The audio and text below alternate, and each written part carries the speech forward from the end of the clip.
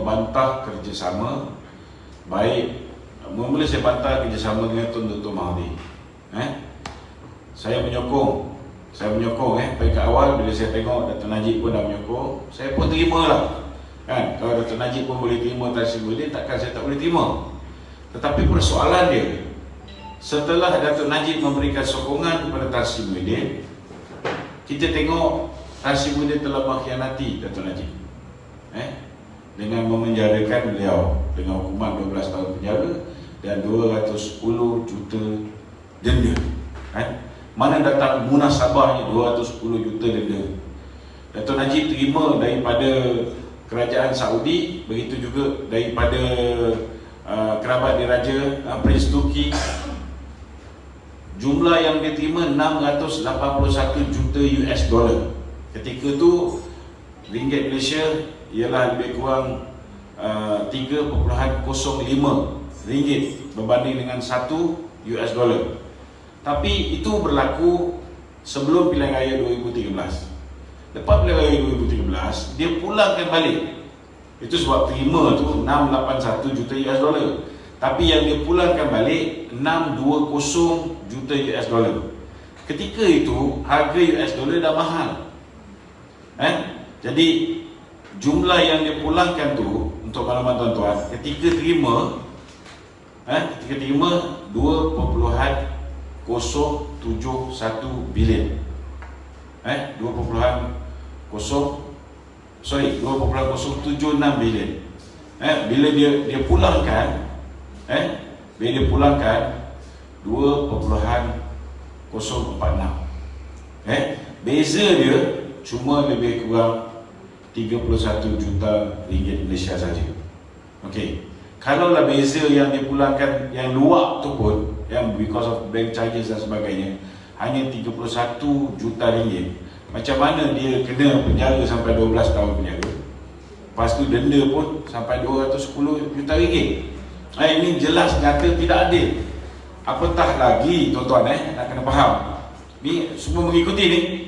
Boleh faham kan? Yang punya angkara ni, kes SRC International ni, kes ini untuk maklumat tuan-tuan sudah pun dibuang oleh Tan Sri Apandi. Tak ada kes. Kenapa Tan Sri Apandi pegawai negara yang lama kata tak ada kes? Sebabnya orang yang masukkan duit 42 juta ringgit ke dalam akaun amanah, kena faham kenapa akaun amanah? Kerana apabila dulu UMNO lama dibekukan akaun dia sebab diharamkan kan. Ketika tu UMNO tak boleh nak bayar bil elektrik, UMNO tak boleh bayar bil air. Itu sebab masa tu bila UMNO baru diwujudkan oleh Tun Dr. Mahathir, bila UMNO baru berjaya menarik lebih 70% keahlian UMNO lama masuk kepada dalam UMNO baru. Ketika itu tuan-tuan saya nak beritahu, mereka mengambil keputusan lepas ni duit UMNO jangan semua masuk dalam akaun UMNO. Jangan semua masuk akaun UMNO. Kalau kena beku, habis kita tak ada duit. Sampai pejabat pun bawa hancing, nak bayar bil elektrik, bayar air tak boleh. Jadi pada ketika itu Tun Mahathir membuat keputusan melantik 3 orang pemegang amanah. Siapa dia? Pertama, Tun Mahathir sendiri, Presiden UMNO. Kedua, Tun Daib, Bendahari UMNO. Dan ketiga, Setiausaha Agung UMNO. Jadi apa yang Dato' Najib buat, benda yang sama. Ada duit disimpan dalam akaun parti. Itu yang kena tahan oleh puak-puak Pakatan Harapan ni, 192 juta ringgit. Betul tak? Dia semua total lebih kurang 200 lebih. Dan ada yang disimpan di tangan Datuk Panglima Sekroa Bendahari UMNO. Itu sebab UMNO boleh bernafas. Sebab selepas pilihan raya, Datuk Seri Sekroa memulangkan balik duit UMNO. Memulangkan balik duit UMNO. Ini yang menyebabkan UMNO boleh bernafas tuan-tuan, walaupun akaun UMNO dibekukan. Ada sebahagian disimpan dalam akaun Dato' Najib. Ada sebahagian yang disimpan dalam akaun Tengku Adnan selaku Setiausaha UMNO ketika itu. Jadi itu kena faham kenapa Nik Faisal sebagai pemegang amanah. Dia pemegang amanah, dia yang jaga akaun amanah atas nama Dato' Sri Najib. Ini bukan Dato' Najib punya akaun peribadi. Ini akaun amanah. Akaun ni dikendalikan oleh Nik Faisal. Nik Faisal juga ialah CEO kepada SRC International. Dia juga yang masukkan akaun ni duit 42 juta, lepas tu dia lari. Boleh tak Datuk Najib ni didakwa sebagai orang yang telah menerima suapan? Pertamanya, dia meluluskan, dia hadir dalam mesyuarat kabinet, bukan dia seorang buat keputusan. Kabinet memutuskan membenarkan SRC International meminjam duit daripada KUAP 2 bilion, 2 kali. Kan? Tetapi duit yang KUAP sumbang untuk social responsibility, CSR, duit CSR KUAP ni, dia bagi pada banyak pertubuhan. Salah satu pertubuhan yang dia sumbang, dia bagi kepada UMNO. So orang yang menyumbang ini ialah Nik Faisal. Dia yang memasukkan dalam tu. Masalah dia sekarang ni, dia tak beritahu pada Datuk Najib, dia dah masuk duit dalam akaun tu, lepas tu dia hilang. Boleh tak kita salahkan Datuk Najib? Jadi itu sebabnya kes ini tidak didakwa pun zaman pemerintahan Barisan Nasional. Sebab memang clear case. Kalau kita nak tuduh orang tu, contohnya Ramli lah. Ramli, dia ni tokey, dia bukan tokey besar, dia katalah pengeluar produk kecantikan, ataupun pengeluar kursi roda lah. Raja Anwar katalah pengarah hospital. Ramli bekalkan kursi roda 10 biji kepada pengarah hospital. Pengarah hospital pun luluskan. Kerana rasa terima kasih Ramli ni, Ramli pun banking duit ke dalam akaun dia. Dia nak cari akaun, tak tahu akaun apa nombor, dia tanya dengan pegawai khas kepada Raja Anwar. Pegawai khas Raja Anwar pun bagilah nombor akaun Raja Anwar tanpa pengetahuan Raja Anwar. Dia bank in. Bila dia dah bank in, betul bila dia dah bank in, tiba-tiba ada kutu pergi buat laporan SPRM. Boleh tak kita dakwa Raja Anwar telah menerima rasuah? Boleh tak? Tak boleh. Sebab ikut undang-undang rasuah di Malaysia ni, mesti orang yang menerima haruan tu, dia tahu bahawa dia menerima haruan. Ini masalah Datuk Najib ni, akaun ni dah lah dia tak jaga. Yang jaga Nik Faisal. Kan? Tiba-tiba dia kena. Jadi sepatutnya Tan Sri Muhyiddin ni, kenang sikit lah budi. Dia dah 2 kali ni 111, betul tak? 111. Maknanya dia pun sekarang ni tak layak jadi Perdana Menteri sebab tak cukup 112. Jadi yang sokongan yang Datuk Najib bagi ni menyebabkan akhirnya dia boleh angkat sumpah. Betul tak? Jadi kalau orang dah berbudi, janganlah kau buat nyaya. Kan? Ini kes Datuk Najib ni memang kes nyaya. Terang-terang kes anyaya. Kenapa saya kata kes anyaya? Sebab kalau di bawah pemerintahan dulu sudah pasti tak ada kes. Tapi kenapa di bawah pemerintahan Pakatan Harapan jadi kes? Sebab Pakatan Harapan telah melantik peguam kepada Lim Guan Eng, yang juga merupakan peguam kepada Ketua Komunis Melayu, untuk menjadi peguam negara. Jadi itu sebabnya benda yang melibatkan pemimpin Barisan Nasional semua ada kes, walaupun tak ada kes. Datuk Zahid pun sama juga. Datuk Zahid, bila dia kena dakwa di bawah kesalahan rasuah, kerana sumbangan yang diberikan oleh Datasonic dan juga MyEG. Kita persoalkan, kenapa Datasonic dengan MyEG yang memberi suapan tak kena dakwa? Macam Pang Likun dengan Lim Guan Eng. Pang Likun dia bagi suapan, dia kena dakwa. Guan Eng dia terima suapan, dia pun kena dakwa. Betul tak? Tapi kenapa kes Datuk Zahid mereka tak berlaku adil?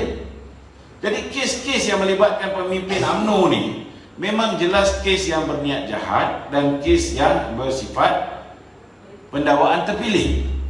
Tapi bila dia dah tukar peguam negara, kes yang melibatkan semua pemimpin Pakatan Harapan, kan? Kes melibatkan Sibara Sarasya, Eric Paulson, Hassan Karim, kes yang melibatkan Tamrin Ghaffar, kes yang melibatkan Tien Chua, kes yang melibatkan Pang Likun, kes yang melibatkan Lim Guan Eng, kes yang melibatkan LTTE, semua sekali digugurkan. Adil ke ni tuan-tuan? Tak adil. Jadi atas dasar itulah kan, saya tak boleh terima kerana bagi saya Muhyiddin telah mengkhianat Datuk Najib. Dan baru-baru ni dia mengeluarkan kenyataan cukup menyakitkan hati.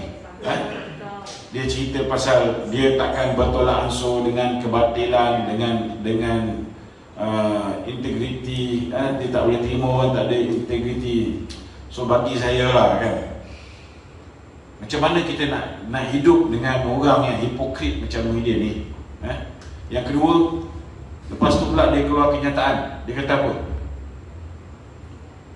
apa? Saya pernah disingkirkan kerana berkata benar. Apa maksud dia? Ini kes ni dalam rayuan. Kes ni belum selesai di Mahkamah Persekutuan. Betul tak? Sepatutnya dia tak boleh keluar kenyataan mengatakan Datuk Najib bersalah. Sekarang ni bila dia kata saya pernah disingkir kerana menegakkan kebenaran. Kebenaran kepala bapa dia. Betul tak? Dia disingkir, dia kena faham kenapa dia disingkir daripada UMNO dulu. Dia disingkir kerana melanggar disiplin parti. Kena faham. Dia disingkir kerana apa? Ini nak saya ramai orang tak tahu. Kerana dia terlibat dalam konspirasi bersama dengan Governor Bank Negara, bersama dengan peguam negara ketika itu, Gandhi Patnaik, untuk membuat kudeta. Tahu kudeta? Merampas kuasa. Hari yang Datuk Najib menggugurkan dia sebagai Timbalan Perdana Menteri, keesokan harinya sepatutnya ialah mesyuarat kabinet. Yang memberitahu pada Datuk Seri Najib ialah salah seorang daripada Tan Sri. Yang ingat tak? Tuan Mahdi kata ada seorang Tan Sri pecah rahsia. Betul tak? Memang mereka buat kudeta nak menggulingkan seorang Perdana Menteri. Itu sebab dia digugurkan daripada kabinet. Itu pun dia tak dipecat daripada UMNO. Saya dipecat, nak beritahu pula, saya dipecat kerana saya nak selamatkan UMNO. Saya tak nak UMNO diperkosa oleh Mahathir. Tapi Muhyiddin, walaupun dia buat kudeta kepada Perdana Menteri, ni ramai orang tak tahu ni, saya nak beritahu, Datuk Najib tawarkan dia jawatan Governor Pulau Pinang, tuan-tuan. Pulau Pinang ke Melaka lah, saya tak ingat. Kau dah buat kudeta, kau dah berpakat buat konspirasi, minta supaya Datuk Najib, dia orang ni perancangan dia hari yang sehari sebelum tu, keesokan hari tu, kalau Datuk Najib tak pecat Tan Sri Muhyiddin ni, saya nak beritahu, hari meeting kabinet tu, dia akan keluarkan kertas pertuduhan SRC International. Untuk makluman tuan-tuan, kertas pertuduhan tu keluar sedangkan task force baru saja ditubuhkan. Ingat lagi tak tuan-tuan? Task force baru saja ditubuhkan yang terdiri daripada members daripada Bank Negara, members daripada Anti-Corruption Agency, daripada polis kan. Task force baru ditubuhkan, tapi kertas pertuduhan dah ada. Macam mana kita tak boleh nampak lagi ini jelas satu konspirasi nak menggulingkan kerajaan. Jadi atas dasar tu dia digugurkan daripada kabinet. Tetapi bila selepas dia digugurkan daripada kabinet, dia berterusan menyerang Datuk Seri Najib. Maka itu sebabnya dia akhirnya diputuskan oleh lembaga disiplin parti untuk dipecat kehariannya setahun selepas tu. Setahun, nak kena faham ni. Jadi tak payahlah dia cerita pasal dia menegakkan kebenaran. Kita sampai hari ini dia orang tak boleh buktikan Datuk Seri Najib mencuri duit 1MDB. Tak ada. Jadi itu sebabnya bagi saya tak boleh lagi nak menyokong kerajaan Muhyiddin ni. Tak boleh nak menyokong kerajaan Muhyiddin. Dan saya nak beritahu dengan tuan-tuan, kalau UMNO berterusan bekerjasama dengan Muhyiddin Yassin ni, maka akhirnya dengan UMNO sekali akan guyup ditolak oleh rakyat. Ini realiti. Okay.